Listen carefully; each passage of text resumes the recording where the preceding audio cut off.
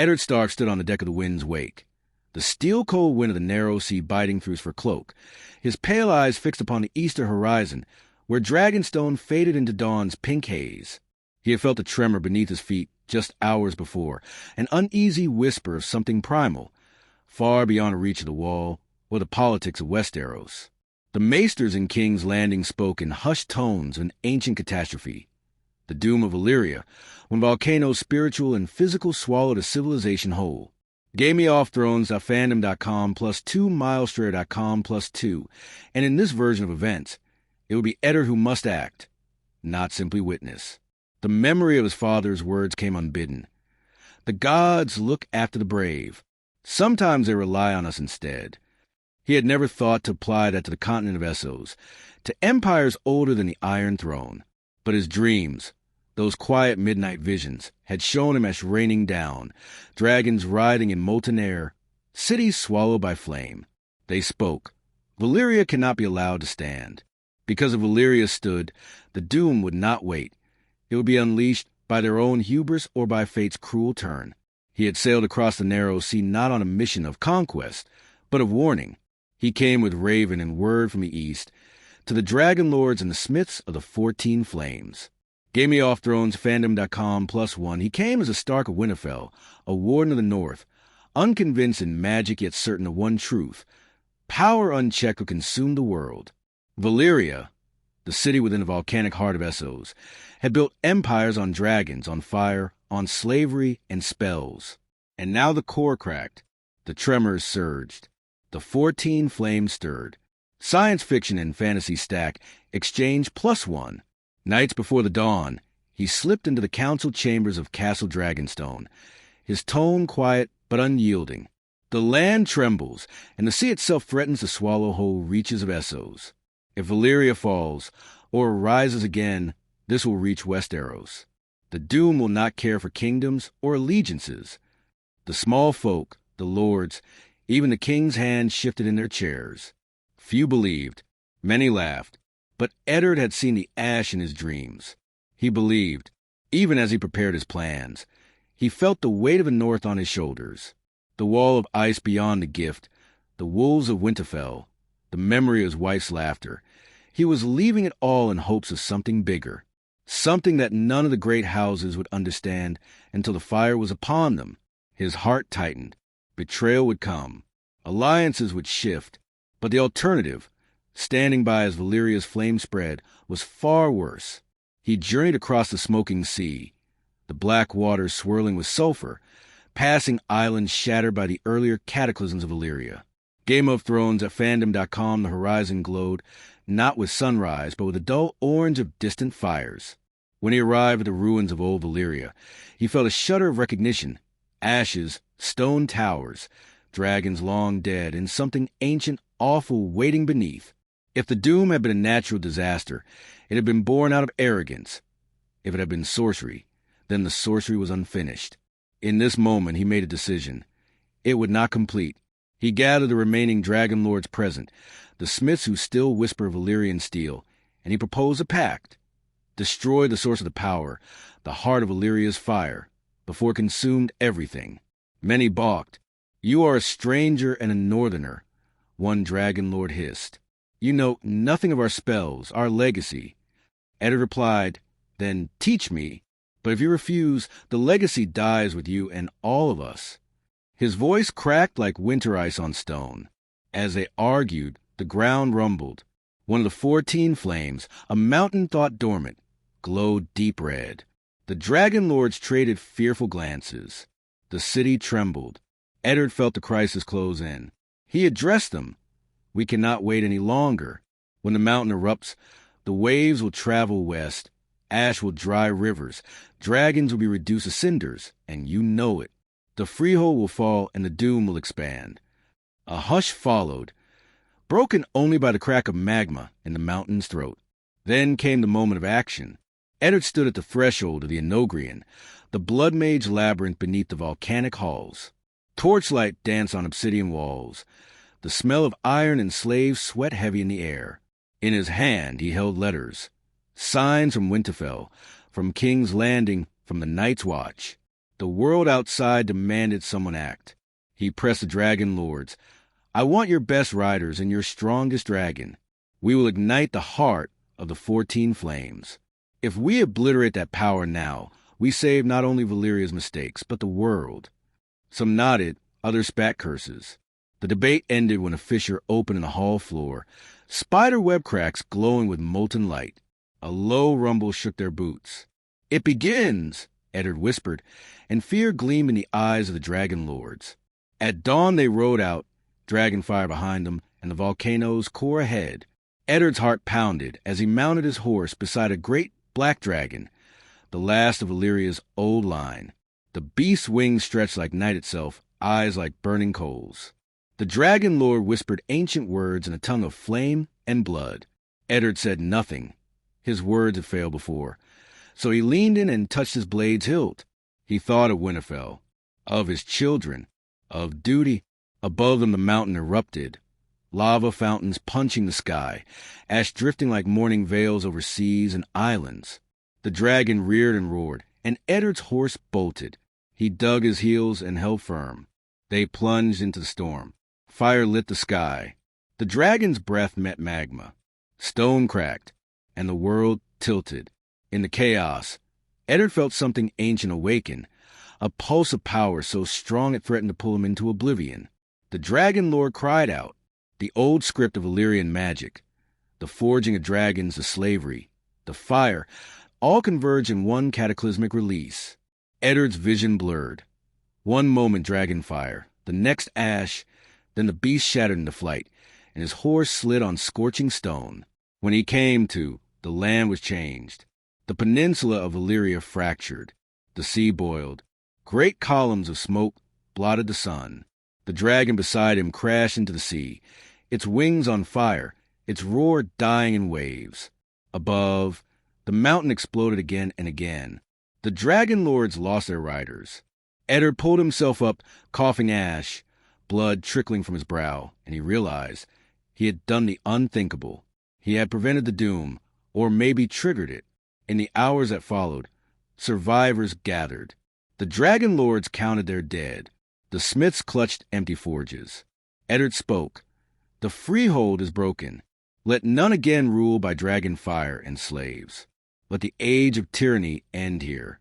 His voice echoed across the smoking plains. Some cheered. Many cried. All knew the world would never be the same. As night fell, the sea lapped over drowned spires. The sky glowed with hellfire and ash. And further away, Westeros shivered. At Winterfell in the north, a raven flew across the sea. It carried one word, Valyria. Eddard closed his eyes and felt the weight of what he had done. A civilization crushed, but perhaps the world spared. He wondered whether the cost was too great. Could the Seven Kingdoms survive without the power that once built dragons and empires? Was he the hero of a story or the author of a tragedy? Then he stood, sword in hand, facing the smoking sea, and whispered, "This is the end of the reign of dragons." The wind carried his words into the void. Ships from Bravos drifted through the ash-filled air like specters, their sails dull gray by the soot that rained from the sky. The sea hissed where the fire met water, and the coastlines of the freehold twisted into jagged new shapes. Valyria was broken, not in secret, not in myth. Its death was real, visible, final. And in the center of it all stood Eddard Stark, caked in black dust, barely breathing, clutching his sword not like a warrior, but like a man trying to stay upright under the weight of history. The dragon lords who survived now stared at him with a blend of horror, awe, and rage. What had been unthinkable had become undeniable. Their empire was gone. Not to time or fate, but to him.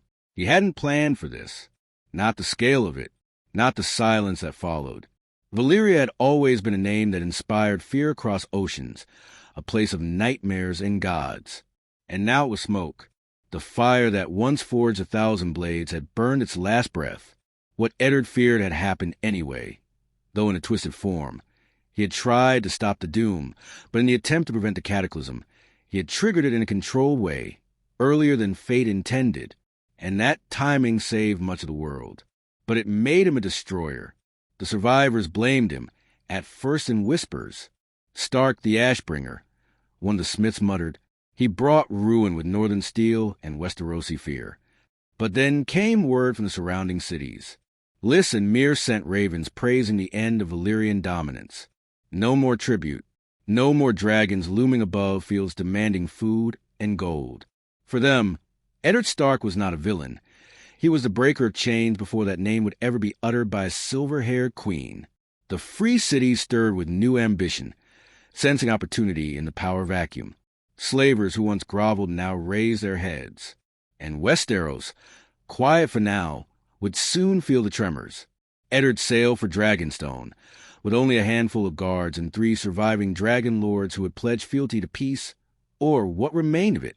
He said little during the voyage.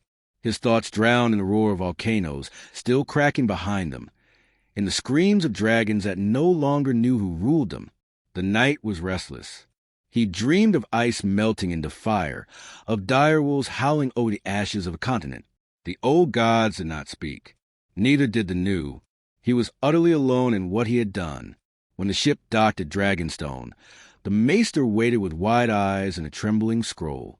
"Lord Stark," he said, his voice too careful, "the king has summoned you." Robert Baratheon, his friend, his brother in rebellion, a man who hated politics and loved simple answers. There would be no simple answers now. The ravens had flown faster than the waves. Westeros knew the world would change. In King's Landing, the court buzzed like a nest of hornets. Some shouted praise. The North has saved us all. Others warned of doom yet to come. "He's woken things older than Valyria," whispered Pycelle, fingers twitching as he spoke. Cersei Lannister narrowed her eyes. Or maybe he's just shown us the Starks are more dangerous than dragons. Varys said nothing, only passed his little birds from corridor to corridor. And Littlefinger? He smiled, always smiling. When Eddard arrived in the Red Keep, the small council assembled at once. Robert stood at the head, crown crooked on his brow, wine in hand. "Ned," he said, voice sharp but not cruel, "tell me this isn't true." Eddard's silence told him everything. The king slammed his goblet on the table. "You cross the sea and burn an empire to the ground. Why? In the name of gods you don't pray to?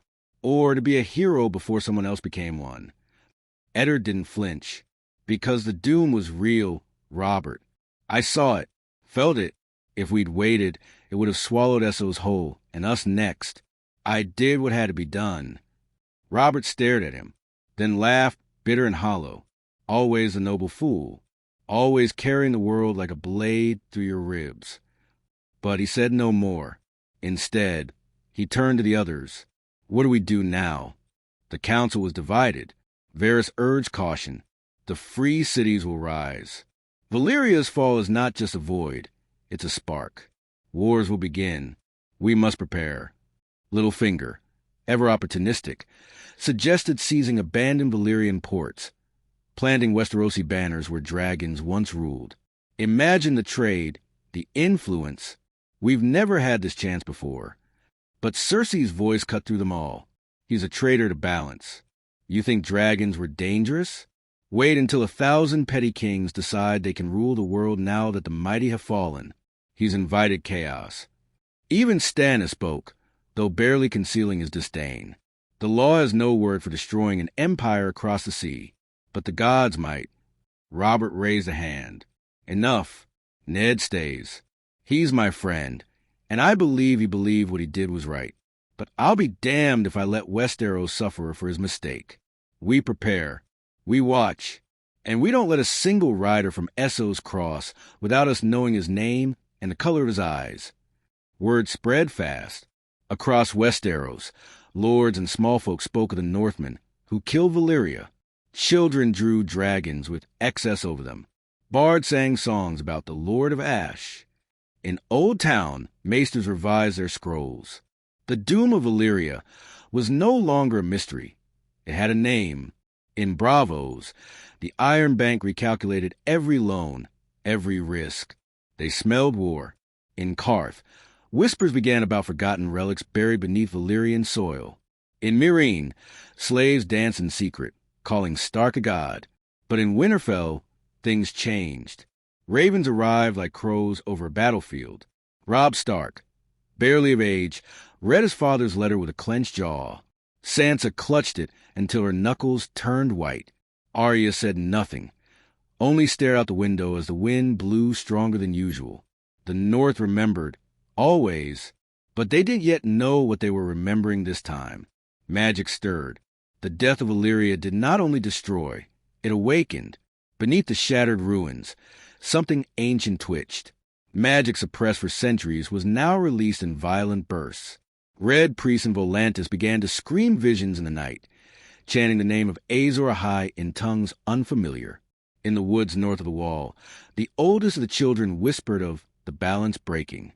The three-eyed raven felt it deep in the roots of time, and dragons, those who had escaped their masters, flew erratic paths now. Some vanished toward the east. Others turned savage, untamed by blood or whistle.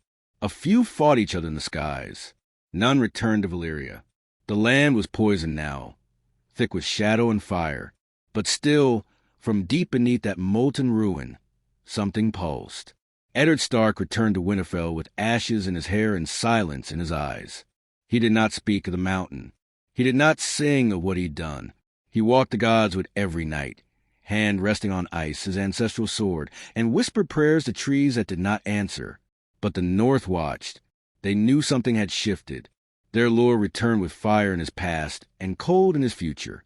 Then came the first omen, a dire wolf dead in the snow, its belly split, its pups whimpering in the frost.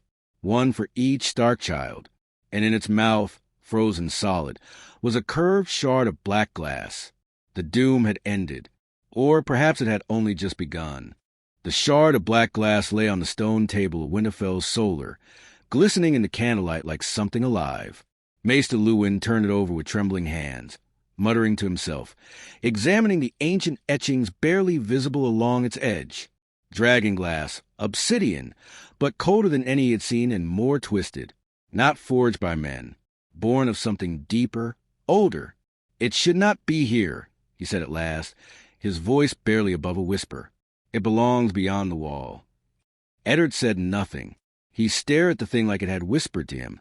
And perhaps it had.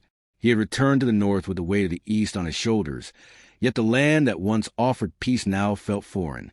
The winds howled longer through the trees. The gods would groan at night. The ravens cawed louder than before. And somewhere in the distance, near the frost fangs, something was watching. The doom may have ended in Valyria, but something had stirred awake in its absence. Something that recognized imbalance. Fire had been extinguished. Now ice would rise. Far across the narrow sea, the free cities shifted like pieces on a newly shaken board. Lys and Myr no longer sent tributes. Volantis crowned a new triarch, one who swore to reforge the chains once broken. In the shadows of the burned Valyrian peninsula, warlords claimed blackened ruins, forging new banners from old ambitions. Without Valyria to dominate, every petty lord and merchant king grasped for power. Bravos, once quiet, began to arm ships not for trade, but conquest. The sea lanes boiled with opportunity. And then the first attack came. A fleet of self-sails funded by the Sons of the Dragon, a forgotten Valyrian loyalist cult, landed near Driftmark, not to conquer, but to burn. Ash for ash.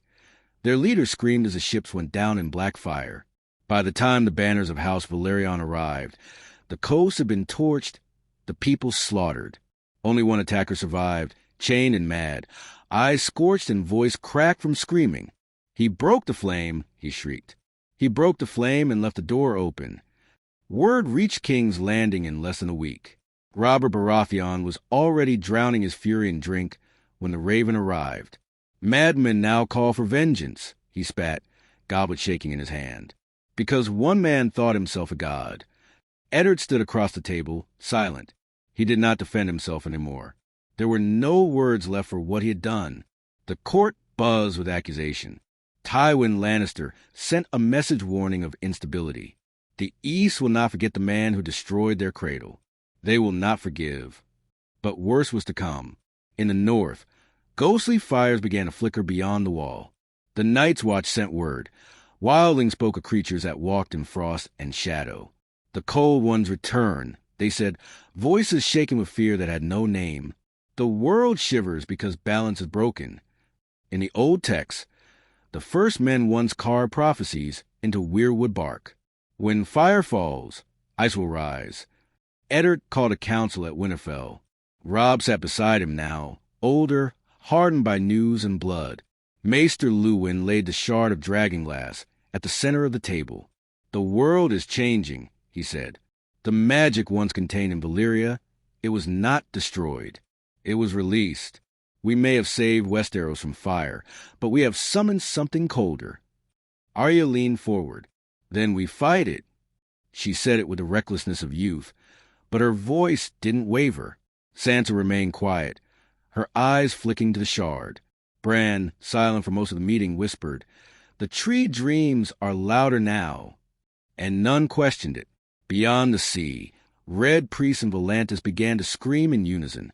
"Azor Ahai is come and gone," their chants echoed through stone temples.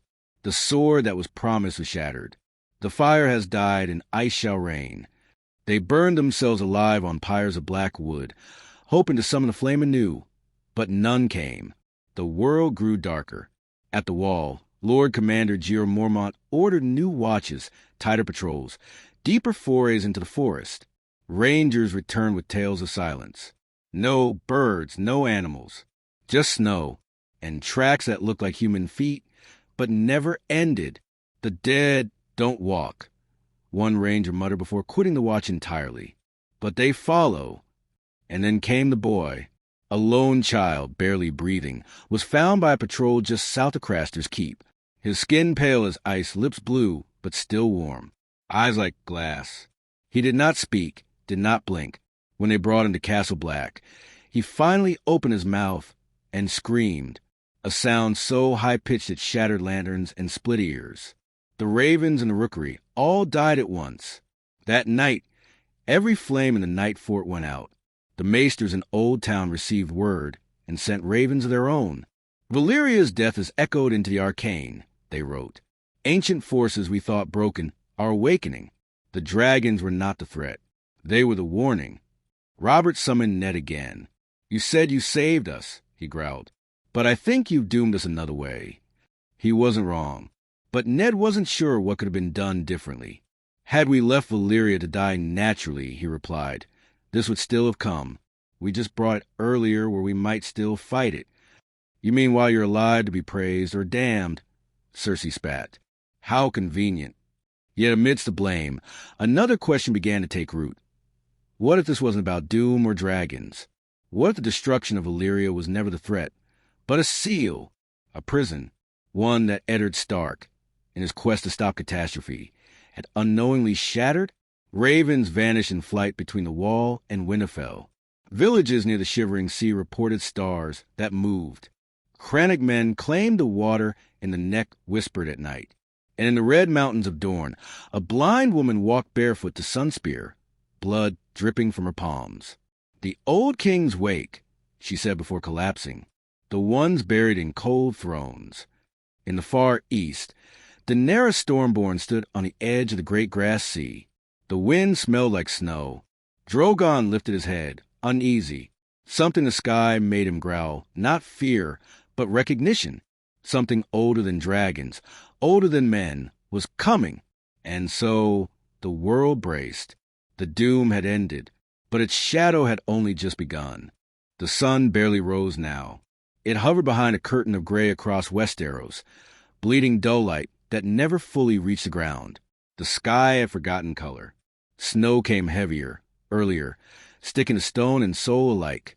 Maesters claimed it was the longest pre-winter chill in over 800 years, but Eddard Stark knew better. This was no ordinary season.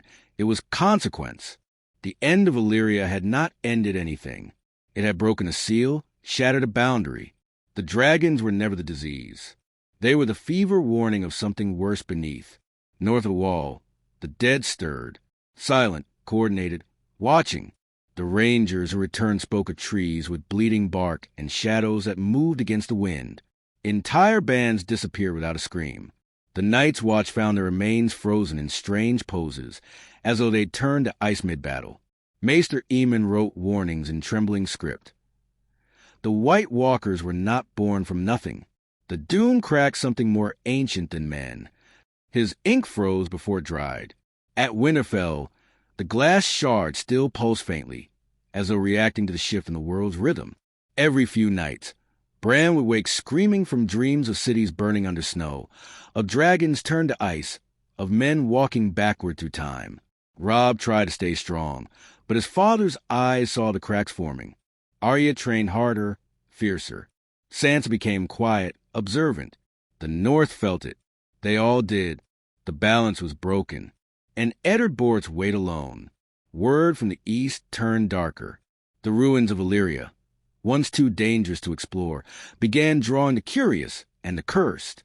A fleet from Atlantis attempted to land on the blackened shores, led by a lord who believed he could revive the dragon legacy. Only one ship returned.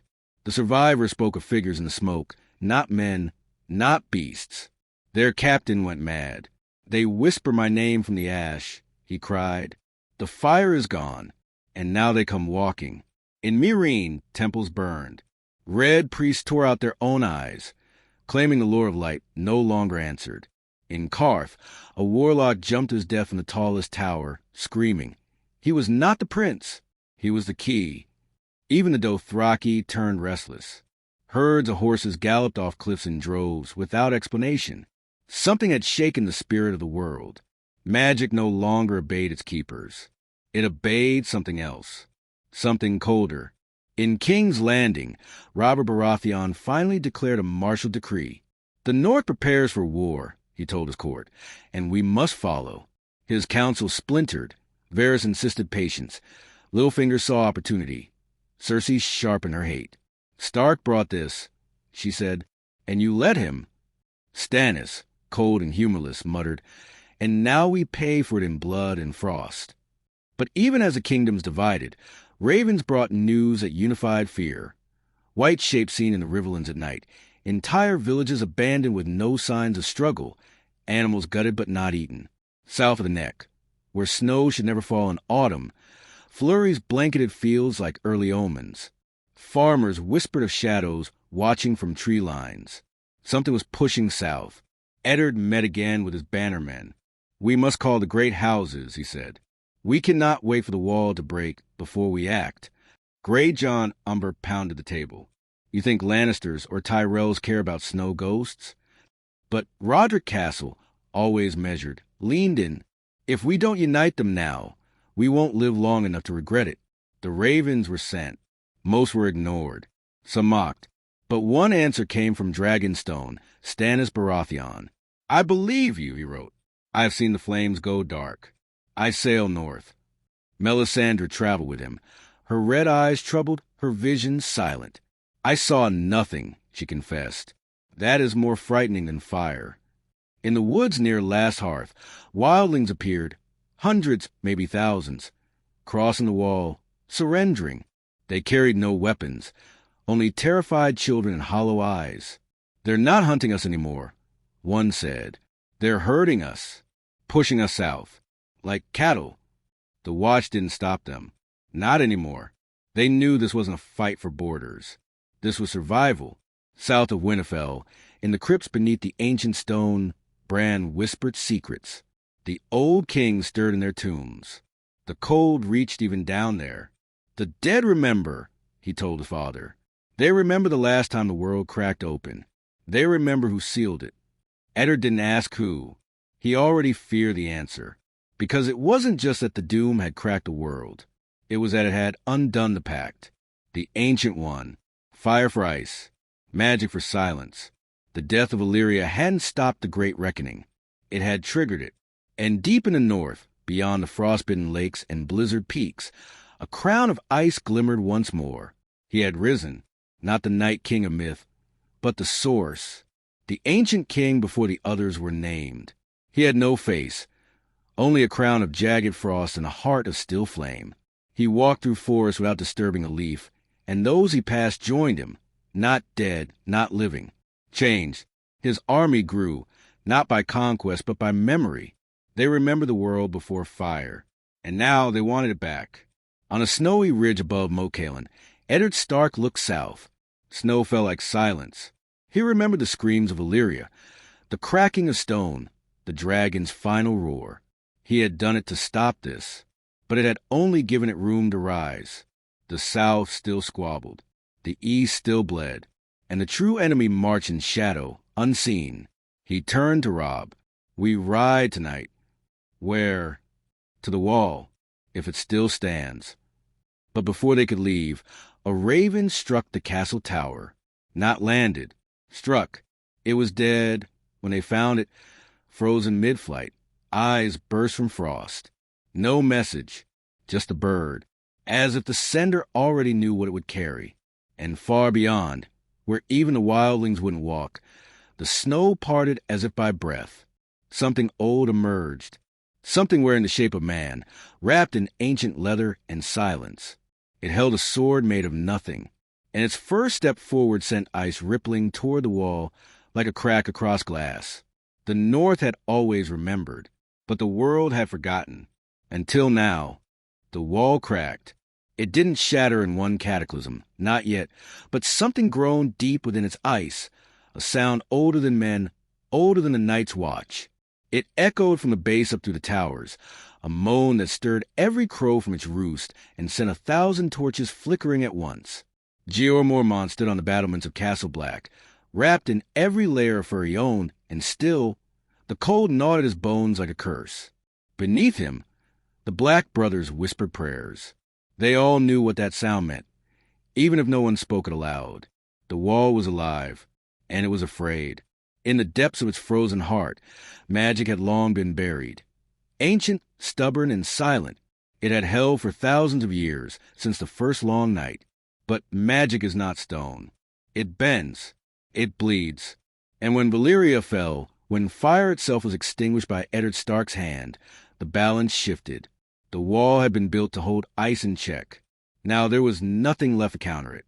Beyond the forest, where wild winds carved death into the snowdrifts, the Ancient One marched. He had no name, no title, only memory. His presence did not chill the air, it silenced it. The sky itself dimmed above him, stars flickering like they feared his gaze. His army stretched in every direction. Whites, White Walkers, corrupted beasts twisted by ice.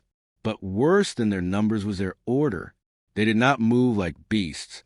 They moved with purpose, strategy, direction. The wall would not hold. At Winterfell, Eddard prepared. He summoned every bannerman, every sword, every rider. The raven from Castle Black spoke in desperate scratches.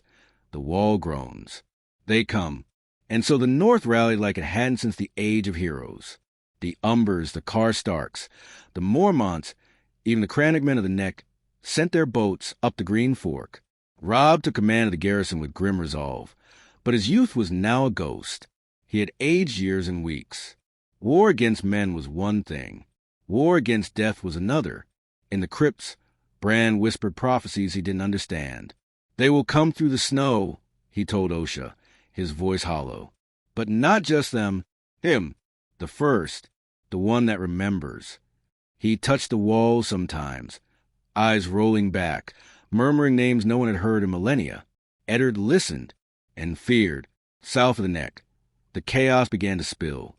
The riverlands burned with skirmishes between houses once at peace. Refugees fleeing the cold found only closed gates and empty food stores. At Harrenhal, the great castle already half ruined by dragon fire began to crack again. Not from siege, but from within. The earth beneath it heaved, and men swore they saw shadows walk the halls. "The old power rises," whispered Maester before taking his own life. And in King's Landing, the court fractured. Robert had grown hollow-eyed. Wine no longer dulled his rage, nor softened the pressure of a kingdom unraveling. "Call the banners," he ordered. "Send everything north." But Cersei laughed in his face. "You'd send our army into snow and ghosts for a Stark's mistake?" Jaime tried to intercede, but his words held no weight in a room drowning in fear. Only Varys, soft-footed and unreadable, offered clarity. "This enemy does not knock. It seeps. Littlefinger, of course, had a plan, Let them fight it out in the north. And when both the cold and the wolves are dead, we'll pick the bones clean." He said it with a smile, but the others weren't smiling.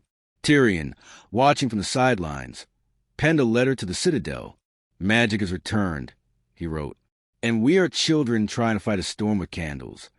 Then, as if on cue, the storm began. It started with snow in Dorne. Real snow, falling from clear skies onto desert sand. A miracle, a warning. No one celebrated. Then came the reports from the Vale. Avalanches with no sound, entire villages vanishing under sudden drifts. And finally, from the Eyrie, Lisa Arryn sent her last raven. The sky is broken. He walks in it. At the wall, the dead reach the gates. They did not charge. They waited. A line of pale figures stretched across the tree-line, unmoving, not even breathing. At their center stood the ancient king, his crown of ice untouched by the wind. He raised one hand. The gates opened by themselves. The Black Brothers fought like doomed men. Fire arrows, dragging glass blades, everything they'd stockpiled from legend. It didn't matter. For every one white that fell, 3 more rose. They didn't run. They didn't scream. They advanced like a tide, inevitable, endless. Gero Mormont fell with sword in hand, his chest torn open by a shadow with eyes like cracked mirrors. Sam Tarly survived by accident, buried under bodies, blood freezing on his lips. Ghost howled somewhere in the dark, but Jon Snow did not answer. He was gone. The wall fell at midnight, not exploded, not broken. It simply stopped standing. A soundless wave of wind swept through it, and the great blocks of ice dissolved, not melted, not shattered. Gone, as if they had never existed. The path to the south lay open.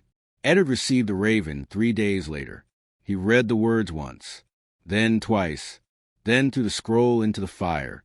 "The time has come," he said. "We meet them at the neck, or not at all." The north began its final march. Winterfell emptied. Spears, axes, bows, and old stories were packed into carts and hearts alike. Sansa stayed behind with the youngest children, her voice a quiet fire in the great hall. Arya rode with the vanguard, blade eager, eyes darker than they had ever been. Robb led the troops with steel in his heart. And Ned carried the dragonglass. 1 shard. Cold, alive, the same that had been in the dead, dire wolf's mouth. Maester Luwin warned him, "We don't know what it wants, or what it remembers." But Eddard had made peace with that. Neither do I. They met the enemy at Moat Cailin, not in battle. In silence, a wall of fog moved ahead of the army of the dead, swallowing the marshes, suffocating the rivers. The first contact came when a patrol vanished without sound. Then the second.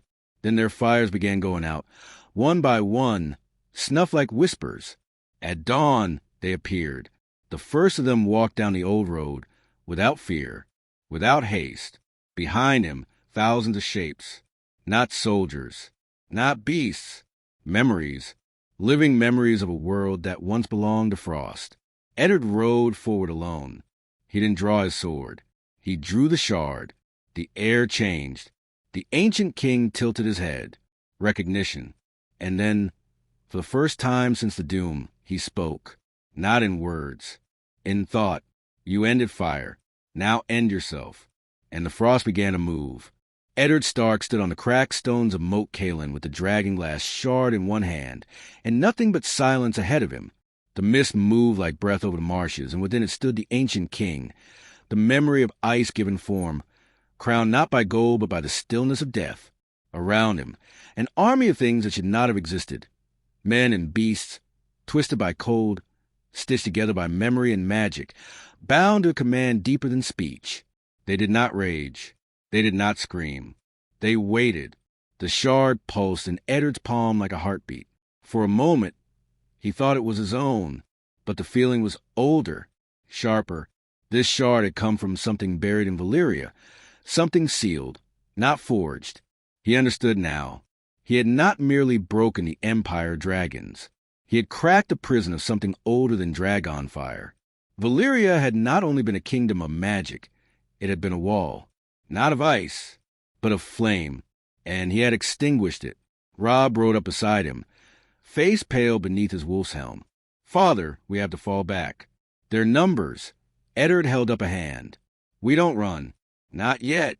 The line of northern soldiers stretched behind them. Umbers, Karstarks, Hornwoods, Manderleys, all standing with spears gripped, eyes wide. There were no horns, no drums, just wind. Even the dire wolves were quiet. Ghost stood at Arya's side, growling low. Nymeria, wild and older, watched from the tree-lean, her eyes never leaving the fog. Then the ice moved. Not walked, moved. The dead flowed forward like water, not rushing but overtaking. Every step silent, every footfall dissolving into frost. The first of them did not raise a hand. He only looked at Eddard with those empty eyes that remembered the world before warmth. And the wind howled as if in recognition. Eddard turned to Robb. "Signal them. We hold. No one charges unless I fall." "Unless—" Robb's voice cracked. "Yes." Eddard turned back. "Because if I fall, we all do." He stepped forward, away from the line, toward the fog. Every breath stabbed his lungs. The shard in his hand burned now, not with heat, but purpose. The ancient king tilted his head. Then, as if answering some unspoken challenge, he too stepped forward. The mist parted between them. Two figures, one of bone and frost, crowned with silence, one of blood and memory, cloaked in wolfskin and ash. The world paused, and then the dragon glass sang. Not a sound exactly, a feeling, a pressure behind the eyes. The shard began to glow, not bright but steady. The first of them did not react. He simply raised one arm, and a spear of black ice formed in his hand. Behind Eddard, the northern line braced. Arya's knuckles turned white on her blade. Robb shook his head in disbelief. He was going to face it alone. "No," Bran whispered from the tower above. "He's not alone." Because something stirred within Eddard.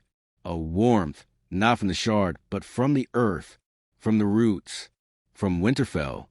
The old gods had been quiet, but now they remembered. The trees whispered. The wind curved around him. And then he felt it, his ancestors. Not ghosts, not whites, not magic. Memory. His father, his grandfather, the first Starks. They did not speak, but he felt their hands on his shoulders. The first of them hesitated, sensing something new. Eddard raised a shard. "You want a balance," he said. "Then take it." The first of them flung the spear. It moved faster than thought. A blur of frost meant to end everything. But the shard moved faster. Eddard stepped into its path and drove the dragon glass into the ground. The explosion was not sound or light. It was time. Everything froze. The dead stopped. The mist held. The world paused. And then came the scream. Not from the north. From the earth itself. A cry from the bones of the world. Something ancient ripped loose. The shard splintered. The spear shattered inches from Eddard's face. And the first of them staggered. Eddard fell to one knee. The ground cracked. From the fissures, not lava, but light, golden, warm. The memory of fire. Valyria had burned, but its magic had not died. It had simply hidden. And now it returned. A wave of fire, pure, clean, silent, rushed outward. It did not consume. It unveiled. The whites fell first. Their bodies did not burn. They disintegrated. Released. The white walkers shattered like brittle glass. The mist recoiled, and the first of them dropped to his knees. For the first time in his ancient life, he looked afraid. Eddard rose. The shard gone, his hand burned and bleeding. He stepped forward. No more. The ancient king raised his hand, but it trembled. Behind Eddard, Robb shouted, "Now!" The north charged. Steel rang. Arrows flew. Dire wolves tore into the remaining dead. But the tide was already broken. The magic holding the army together was unraveling. Thread by thread. Arya leapt through smoke, blade flashing, cutting down what remained. Bran sat still in the tower, eyes white, murmuring names. His skin glowed faintly, as if remembering another life. And the first of them, King of Frost and Silence, bowed his head. He did not speak. He only closed his eyes as the fire reached him, and when it did, he vanished. No explosion, no scream, only snow falling. Quiet, then silence. It was over. The ground steamed. The air warmed. Slowly, carefully, the survivors stood among bones and melting frost, unsure what victory looked like. There were no cheers, only breath. Eddard walked back to the line. Robb met him halfway. Arya hugged him without words. Sansa stepped out from behind the hill, face pale, holding Bran's hand. They all stood there, Starks in the snow, looking at the battlefield. No banners flew, no horns blew, just the sound of the North remembering. In the days that followed, they buried their dead. The wall would never rise again. Magic, once unleashed, could not be forced back into cages. But the tide had been turned. Word spread slowly. King's Landing fell into silence. Robert died weeks later, never waking from a fevered sleep. Some said he dreamed of white kings with no eyes. Cersei vanished. Tyrion left for Essos. Varys returned to shadows. Littlefinger was found with his throat slit, and the words ash for ash carved into his chest. Stannis claimed the throne. Melisandre disappeared. But the kingdoms were tired. No one wanted more war. In the north, Winterfell rebuilt. Bran never walked again, but he dreamed. Arya left one day without a word. Robb ruled, justly, quietly. And Eddard? Eddard Stark returned to the Godswood. He knelt beneath the heart tree. And for the first time since Valyria burned, he wept because he had saved the world. But at a cost no one would ever understand. And the old god said nothing. Only the wind replied, carrying one final whisper through the red leaves. The balance remembers. Always.